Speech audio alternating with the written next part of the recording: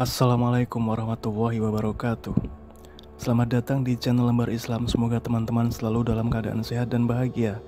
Di kesempatan ini kita akan belajar tentang hal-hal yang dapat mengundang laknat malaikat sebagaimana yang tertulis dalam Al-Quran dan hadis Nabi. Teman-teman, malaikat tidak hanya mendoakan kebaikan bagi golongan orang yang beriman karena amalnya. Di sisi lain, para malaikat dengan keimanan dan ketaatan pada Allah Subhanahu wa taala juga melaknat orang-orang yang tidak diperkenankannya. Konteks melaknat yang dimaksud dalam hal ini adalah doa malaikat dalam hal keburukan bagi orang-orang yang dituju. Laknat para malaikat ini merupakan tanda bahwa mereka sangat membenci perbuatan tersebut.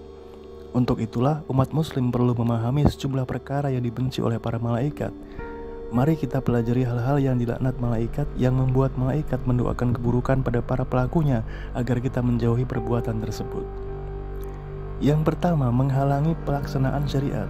Merujuk pada buku Rahasia Alam Malaikat, Jin dan Setan karya Profesor Dr. Umar Sulaiman Al-Ashqar, orang-orang yang menghalangi pelaksanaan syariat maupun menyembunyikan keterangan syariat menjadi hal pertama yang dilaknat oleh Allah Subhanahu wa taala maupun malaikat.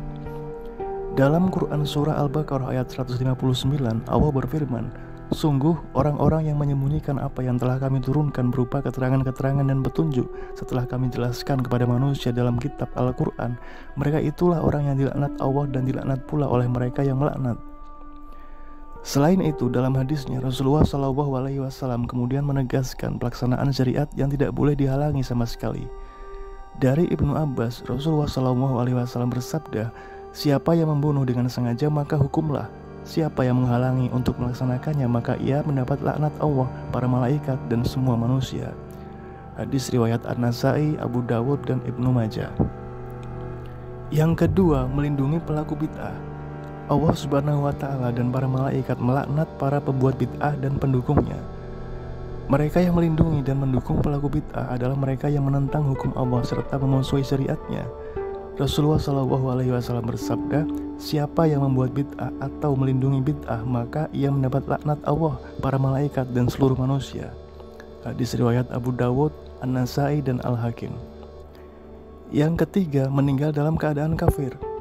Para malaikat melaknat orang yang meninggal dalam keadaan kafir karena mereka tidak menyukai orang kafir yang zalim dan pendosa, bahkan memusuhi dan memerangi mereka.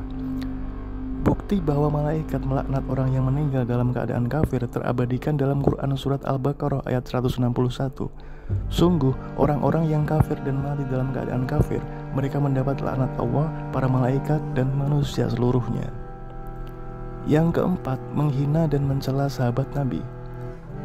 Orang-orang yang semasa hidupnya menghina dan mencela sahabat Nabi Muhammad SAW akan dilaknat para malaikat. Sebab para sahabat Nabi adalah umat terbaik dalam sejarah Islam dan senantiasa ikut dalam perjuangan Rasul dalam menyebarkan Islam. Para sahabat Rasulullah SAW disebut dalam Al-Quran Surat At-Taubah ayat 100 sebagai orang-orang yang diridhoi Allah Subhanahu wa taala. Untuk menegaskan hal tersebut, Rasulullah juga pernah bersabda dalam hadis yang diriwayatkan oleh Ibnu Abbas radhiyallahu anhu, "Siapa yang mencela sahabatku maka ia akan mendapat laknat Allah, para malaikat dan semua manusia." Yang kelima, mengacungkan senjata pada saudara muslim. Mengacungkan senjata yang dimaksud di sini dapat dimaknai sebagai menghilangkan nyawa saudara muslimnya. Hal ini menjadi bukti bahwa perbuatan tersebut adalah dosa karena bisa menimbulkan ketakutan pada saudaranya. Bahkan ada kemungkinan setan yang menjadi pendorong bagi pelaku untuk melakukannya. Dalam hadis riwayat Muslim, Rasulullah SAW pernah bersabda, "Barang siapa mengacungkan senjata kepada saudaranya sesama muslim, maka para malaikat akan melaknat sampai ia lepaskan, meskipun yang menjadi sasarannya ialah saudaranya sebapak dan seibu." Yang keenam, berbuat zalim di Madinah. Perbuatan zalim tentu sangat dibenci oleh Allah Subhanahu wa taala. Hal ini pun membuat para malaikat membenci para pelaku kezaliman, terlebih bagi mereka yang melakukan kezaliman di kota Madinah sesuai dengan yang disebutkan dalam satu hadis Nabi. Diriwayatkan oleh Tabrani, Rasulullah SAW pernah berdoa, "Ya Allah, siapapun yang menzalimi penduduk Madinah atau menakuti mereka, maka jadikanlah ia takut. Untuknya laknat Allah, para malaikat dan seluruh manusia." Yang ketujuh, memanggil orang lain dengan panggilan yang dibencinya. Teman-teman, orang yang memanggil saudara muslim lain dengan panggilan yang tidak diperkenankan oleh orang yang dipanggil termasuk dalam hal yang dilaknat malaikat. Dalam hadis yang diriwayatkan Ibnu Sunni dari Umair bin Ibnu Sa'ad, Rasulullah SAW bersabda, barang siapa memanggil orang lain bukan dengan namanya, tapi dengan nama yang tidak disukai orang itu, maka ia akan dilaknat malaikat. Teman-teman, itulah hal-hal buruk yang mengundang laknat malaikat sebagaimana yang disebutkan dalam Al-Quran dan hadis Nabi. Semoga kita bisa mengambil pelajaran dan hikmah dari pesan-pesan itu untuk meningkatkan ketaatan dan keimanan. Wassalamualaikum warahmatullahi wabarakatuh.